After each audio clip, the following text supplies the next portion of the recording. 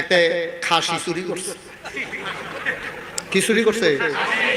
খাসি job করে সেটা মনে মনে করে চুরি যে করলাম, যদি আল্লাহ জিগায় কি টাকা থাক থাক বাসনের লেগে ইমাম সাহেবের মুয়াজ্জিন সাহেবের দাওয়াত দেয়া হইছে।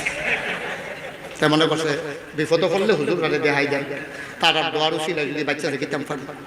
তো ইমাম সাহেব মুয়াজ্জিন সাহেব জানে না যে খাসি চুরি করে আনছে, খাসির গোশত দিতে আছে, হুজুররা খাইতেছে, জালটা ভালো হয়েছে, চুরা লাইতেছে।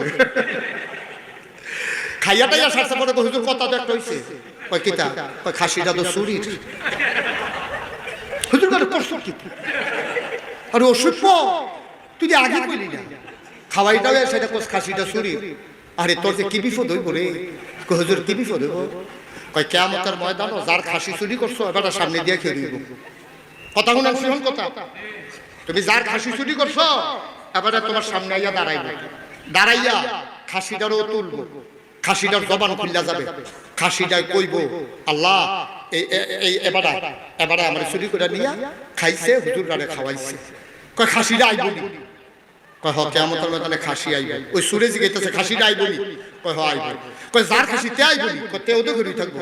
তো তো আর চিন্তা নাই, খাসিটারে দিয়া তারে পার নেড়ে তোর খাসি তুই লইয়া যা।